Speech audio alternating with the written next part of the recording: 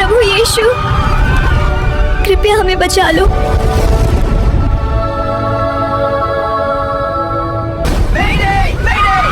This is Flight 732. आज मैं आपके साथ एक ऐसी अविश्वसनीय घटना साझा करने जा रहा हूं जो आपके जीवन को हमेशा के लिए बदल सकती है। ये सच्ची घटना उन क्षणों की है जब मानवीय समझ की सीमाओं को पार करके कुछ ऐसा घटित हुआ जिसने हजारों लोगों के दिलों को छू लिया और उनके विश्वास को एक नई दिशा दे दी। ये केवल एक कहानी नहीं है, बल्कि एक जीवित प्रमाण है कि आज भी चमत्कार होते हैं, आज भी परमेश्वर अपने भक्तों के साथ है और आज भी विश्वास पहाड़ों को हिला सकता है। इस घटना की शुरुआत सन 1984 से होती है, जब दुनिया आज की तरह डिजिटल नहीं थी। उस समय इंटरनेट नहीं था, मोबाइल फोन केवल अमीर लोगों के पास होते थे और तस्वीरें खींचना एक कला थी। फिल्म रोल्स का जमाना था, जहां हर तस्वीर कीमती होती थी, क्योंकि आप तब तक नहीं देख सकते थे कि उसमें क्या कैद हुआ है जब तक कि वह डेवलप ना हो जाए। डार्क रूम में घंटों मेहनत के बाद तस्वीरें सामने आती थीं और हर तस्वीर एक आश्चर्य का डिब्बा होती थी। उस समय की बात है जब एक मध्यम आयु की महिला, जिसका नाम हम गोपनीयता की वजह से नहीं बता सकते, ऑस्ट्रेलिया के सिडनी शहर से न्यूजीलैंड के ऑकलैंड शहर की यात्रा पर निकली थी। वह अपने बचपन की सहेली से मिलने जा रही थी, जिससे वह पिछले 10 साल से नहीं मिली थी। यह एक खुशी का सफर होना चाहिए था, एक यादगार मुलाकात का आरंभ, लेकिन प्रकृति के पास कुछ और ही योजना थी। उस दिन का मौसम पूर्वानुमान सामान्य था। मौसम विभाग ने हल्की बारिश और कुछ बादलों की भविष्यवाणी की थी, जो उस क्षेत्र के लिए सामान्य बात थी। तस्मान सागर के ऊपर से गुजरने वाली उड़ानों के लिए यह आम बात थी। पायलट भी अनुभवी था, जिसने पिछले 15 साल में हजारों उड़ानें भरी थी। विमान भी आधुनिक था और सभी सुरक्षा मानकों को पूरा करता था। लेकिन जब विमान 30,000 फुट की ऊंचाई पर पहुंचा तो अचानक मौसम बदलने लगा। पहले कुछ छोटे बादल दिखाई दिए, फिर वे बड़े और गहरे होते गए। हवा में एक अजीब सी बेचैनी महसूस होने लगी। अनुभवी यात्रियों को भी लगने लगा कि कुछ सामान्य नहीं है। विमान हल्का सा हिलने लगा, जो शुरू में सामान्य टर्ब्यूलेंस लगा, लेकिन यह धीरे धीरे तेज होता गया।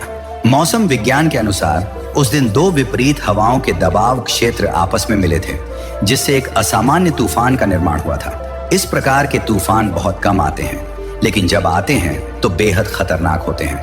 मौसम विभाग के रिकॉर्ड के अनुसार पिछली बार इस तरह का तूफान 1962 में आया था और उसमें कई विमानों को अपना रास्ता बदलना पड़ा था। जैसे जैसे विमान तूफान के केंद्र की ओर बढ़ता गया, स्थिति और भी गंभीर होती गई। हवा की गति 150 किलोमीटर प्रति घंटे से अधिक हो गई थी। बिजली इतनी तेज चमकने लगी कि पूरा आकाश आग की तरह जल उठा। गर्जना इतनी तेज थी कि विमान के इंजन की आवाज भी दब जा रही थी। यात्रियों के कान बज रहे थे और दिल की धड़कन तेज हो गई थी। विमान अब इतनी तेजी से हिल रहा था कि यात्री अपनी सीटों से उछलने लगे थे। बेल्ट कसने के बाद भी लोग अपने को संभाल नहीं पा रहे थे। कुछ लोगों को उल्टी आने लगी, कुछ के सिर चकराने लगे, छोटे बच्चे रोने लगे, बुजुर्ग चिंतित हो गए। पूरे विमान में एक डरावना सन्नाटा छा गया, जो केवल बच्चों के रोने और कुछ लोगों की घबराहट की आवाजों से टूट रहा था। कैप्टन की आवाज स्पीकर से आई, लेकिन उसमें भी चिंता साफ सुनाई दे रही थी। वह कह रहा था कि यह एक असामान्य मौसमी स्थिति है और वे जल्द से जल्द इससे बाहर निकलने की कोशिश कर रहे हैं, लेकिन उसकी आवाज में वह भरोसा नहीं था जो आमतौर पर पायलट्स में होता है। यात्रियों को समझ आ गया कि स्थिति वास्तव में गंभीर है। इस भयानक स्थिति में जब हर कोई अपनी जान की चिंता में था, एक बात हुई जो इस पूरी कहानी का मोड़ बन गई। एक मध्यम आयु की महिला जो विमान के बीच में बैठी थी, अचानक अपनी सीट से उठी। उसने अपने हाथ जोड़े और बहुत ही शांत आवाज में प्रार्थना करना शुरू किया। उसकी आवाज कांप रही थी, लेकिन उसके शब्दों में अटूट विश्वास था। वह बोली, हे स्वर्गीय पिता, आप सर्वशक्तिमान हैं। आपने इस ब्रह्मांड को बनाया है। आपने समुद्रों को उनकी सीमा दी है। आपने हवाओं को उनका स्थान दिया है। 2000 साल पहले जब आपके प्रिय पुत्र यीशु मसीह के शिष्य गलील की झील पर तूफान में फंसे थे, तब आपने उस तूफान को शांत किया था। आज हम भी आपसे विनती करते हैं कि इस तूफान को शांत करें, हमारी रक्षा करें, हमें सुरक्षित अपने गंतव्य तक पहुंचाएं। उसकी प्रार्थना सुनकर जो लोग पहले रो रहे थे वे चुप हो गए। कुछ अन्य यात्री भी उसकी प्रार्थना में शामिल हो गए। विमान में एक अलग तरह की शांति फैलने लगी। ये डर की शांति नहीं थी, बल्कि एक आंतरिक शांति थी, जैसे कि कोई अदृश्य शक्ति सबको सांत्वना दे रही हो। एक बुजुर्ग व्यक्ति ने कहा, मैं भी प्रार्थना करता हूँ। एक युवा माँ ने अपने बच्चे को गले लगाकर कहा, परमेश्वर हमारी रक्षा करेगा। धीरे धीरे पूरा विमान एक प्रार्थना स्थल बन गया। अलग अलग धर्मों के लोग थे, लेकिन सभी एक ही परमेश्वर से सहायता मांग रहे थे। इस बीच वह महिला जिसकी कहानी हम कह रहे हैं, खिड़की के पास बैठी थी। वह सोच रही थी कि यह पल जीवन में कभी नहीं भूलना चाहिए। चाहे वे इस तूफान से बच जाएं या न बचें, यह एक ऐतिहासिक क्षण था जब आकाश और धरती एक साथ मिल रहे थे। उसने अपना कैमरा निकाला, जो उस समय का एक साधारण फिल्म कैमरा था। उस समय के कैमरे आज की तरह सुविधाजनक नहीं थे। उनमें मैनुअल फोकस करना पड़ता था, एक्सपोजर सेट करना पड़ता था और फिल्म को सावधानी से आगे बढ़ाना पड़ता था। हर तस्वीर एक कला थी और हर गलती महंगी पड़ती थी। फिल्म रोल्स में सीमित तस्वीरें होती थी, आमतौर पर 24 या 36, इसलिए हर तस्वीर सोच समझकर खींची जाती थी। वह महिला ने बहुत सावधानी से अपना कैमरा सेट किया। बाहर का नजारा डरावना था, लेकिन अद्भुत भी। काले बादल, बिजली की चमक और उसके बीच से आती हुई अजीब रोशनी। उसने सोचा कि अगर वह इस पल को कैद कर ले तो यह हमेशा के लिए एक यादगार तस्वीर बन जाएगी। उसने विमान की छोटी सी खिड़की से बाहर की ओर कैमरे को निर्देशित किया और शटर दबाया। उस समय तक प्रार्थना का प्रभाव दिखने लगा था। विमान अभी भी हिल रहा था, लेकिन यात्रियों के चेहरों पर अब भयानक डर नहीं था।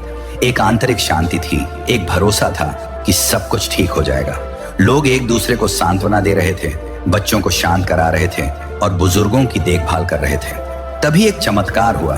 तूफान अचानक शांत होने लगा। पहले हवा की गति कम हुई, फिर बिजली चमकना कम हो गई और अंततः पूरा आकाश साफ हो गया। ये इतनी जल्दी हुआ कि मौसम विशेषज्ञों के लिए भी इसे समझाना मुश्किल था।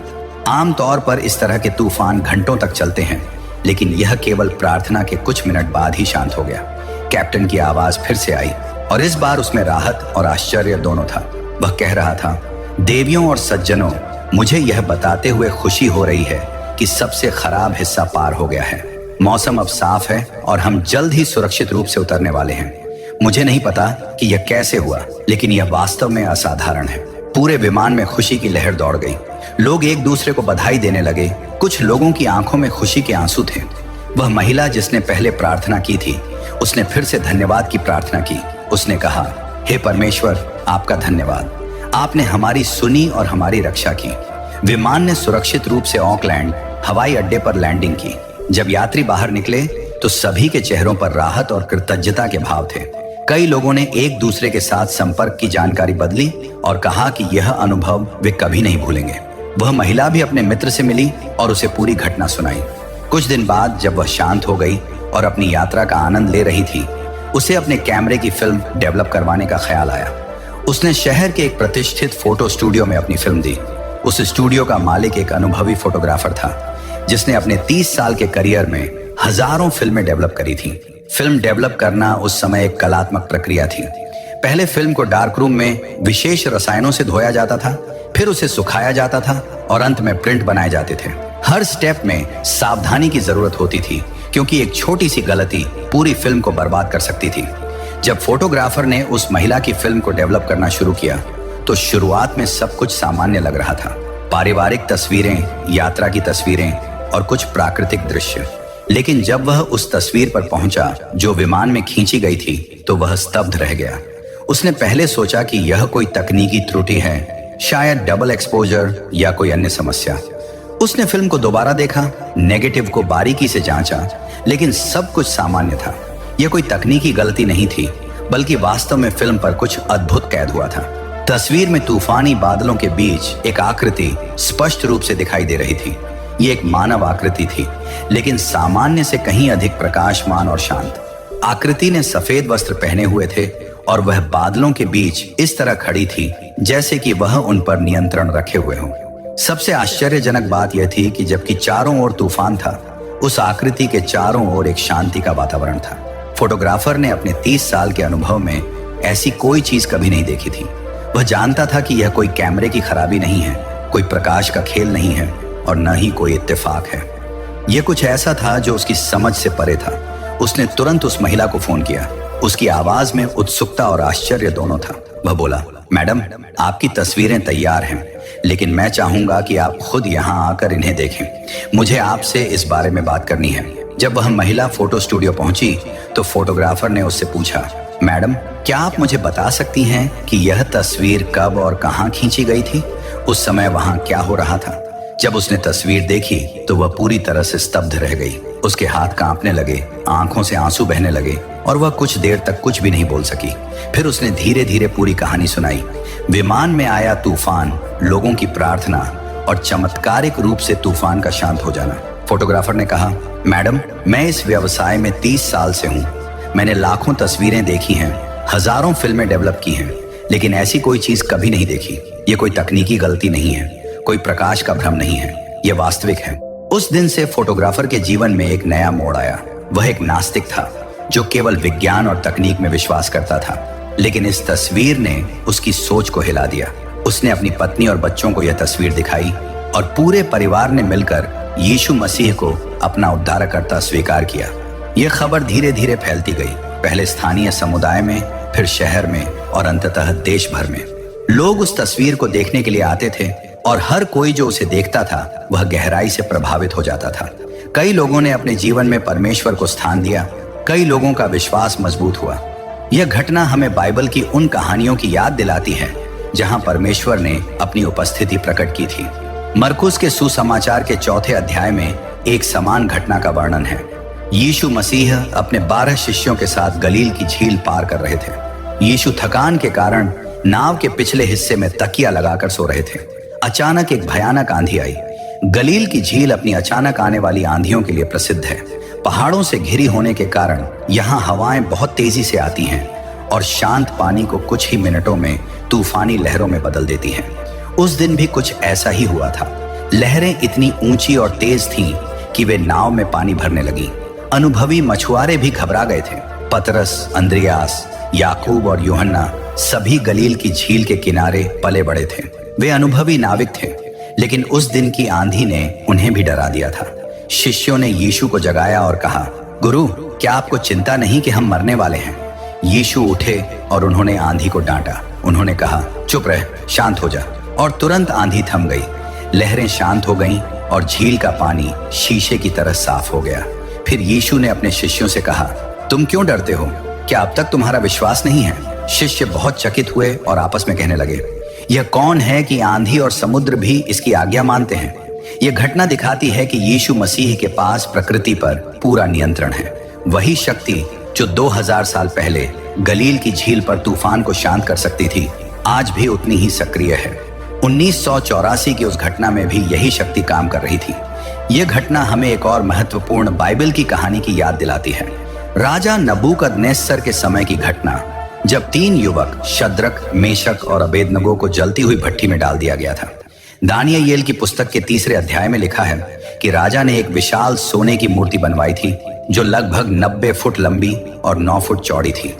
राजा ने आदेश दिया था कि जब संगीत बजे तो सभी लोग उस मूर्ति के सामने झुकें और उसकी पूजा करें। जो कोई भी ऐसा नहीं करेगा उसे जलती हुई भट्टी में डाल दिया जाएगा। लेकिन ये 3 युवक जो सच्चे परमेश्वर में विश्वास रखते थे, उस मूर्ति के सामने नहीं झुके। राजा को बहुत गुस्सा आया और उसने आदेश दिया कि भट्टी की आग को सामान्य से 7 गुना अधिक तेज किया जाए। आग इतनी तेज थी कि जिन सैनिकों ने इन 3 युवकों को भट्टी में डालने के लिए उठाया था, वे खुद ही उस आग से जलकर मर गए। लेकिन जब राजा ने भट्टी के अंदर देखा तो वह चकित रह गया। उसने अपने मंत्रियों से पूछा, क्या हमने 3 आदमियों को इस आग में नहीं डाला था? मंत्रियों ने कहा, हाँ राजा, बिल्कुल सही कह रहे हैं। तब राजा ने कहा, लेकिन मैं 4 आदमियों को आग में घूमते हुए देख रहा हूँ और चौथे व्यक्ति का रूप परमेश्वर के पुत्र के समान है। यह घटना दिखाती है कि जब परमेश्वर के भक्त संकट में होते हैं तो वे अकेले नहीं होते। परमेश्वर स्वयं उनके साथ होता है और उनकी रक्षा करता है। वही आग जिसने राजा के सैनिकों को जलाकर मार दिया था, उन 3 युवकों का बाल भी बांका नहीं कर सकी। इस घटना को देखने के बाद राजा नबूकदनेस्सर का जीवन बदल गया। उसने सच्चे परमेश्वर की महिमा की और उसकी गवाही दी। इसी तरह हजारों लोगों ने उस दिन सच्चे परमेश्वर को अपने जीवन में स्वीकार किया। इतिहास गवाह है कि परमेश्वर ने हमेशा चमत्कारों के द्वारा अपनी उपस्थिति को प्रकट किया है। चाहे वह यूसुफ का मिस्र में सम्मानित होना हो, चाहे दानियेल का सिंहों की मान में सुरक्षित रहना हो, चाहे लाल सागर का 2 भाग में बंटना हो या योना का मछली के पेट से सुरक्षित निकलना हो, परमेश्वर ने अपने वचन में जो वादे किए हैं उन्हें हमेशा पूरा किया है। यशायाह भविष्यवक्ता की पुस्तक के 43वें अध्याय में परमेश्वर का एक अद्भुत वादा लिखा है, जब तू पानी में से होकर जाए तो मैं तेरे साथ साथ रहूंगा। और जब तू नदियों में से होकर चले तो वे तुझे डुबा न सकेंगी। जब तू आग में होकर चले तो तुझे आंच न लगेगी और उसकी लौ तुझे जला न सकेगी। ध्यान दीजिए कि परमेश्वर ने यह नहीं कहा है कि आप पर कोई मुसीबत नहीं आएगी। उसने यह नहीं कहा कि आपको पानी में या आग में नहीं जाना पड़ेगा, बल्कि उसने कहा है कि जब आप इन कठिनाइयों से गुजरेंगे तो मैं आपके साथ रहूंगा और आपकी रक्षा करूंगा। परमेश्वर की प्रकृति यह है कि वह कभी नहीं बदलता। मलाकी भविष्यवक्ता की पुस्तक में लिखा है, मैं यहोवा हूं, मैं बदलता नहीं। इसका मतलब यह है कि परमेश्वर न तो बेहतर हो सकता है और न ही बदतर। अगर वह बेहतर हो सकता है तो इसका मतलब यह होगा कि वह अभी परफेक्ट नहीं है। अगर वह बदतर हो सकता है तो इसका मतलब यह होगा कि वह कमजोर है। लेकिन परमेश्वर पहले से ही सिद्ध है, इसलिए वह कभी नहीं बदलता। यही कारण है कि आज भी वही परमेश्वर जो पुराने समय में चमत्कार करता था, आज भी चमत्कार करता है।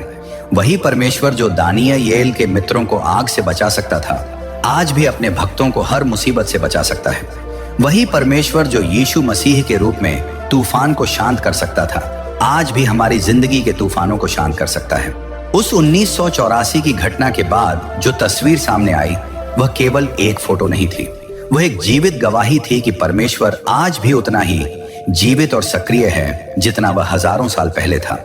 उस तस्वीर ने हजारों लोगों के जीवन को बदल दिया और उन्हें विश्वास की ओर प्रेरित किया।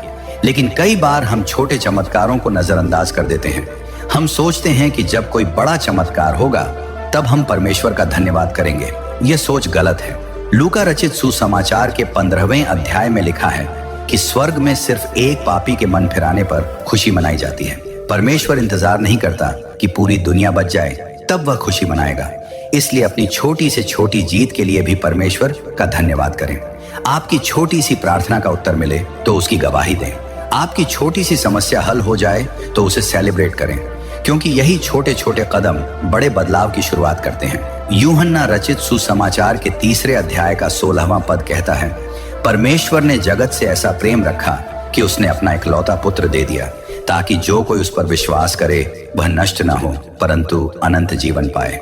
यह परमेश्वर का सबसे बड़ा चमत्कार है, उसका अनंत प्रेम।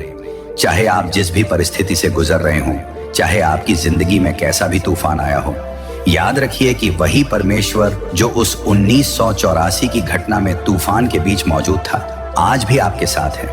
वह आपके संघर्षों को देख रहा है, आपकी प्रार्थनाओं को सुन रहा है और सही समय पर आपकी सहायता करने के लिए तैयार है।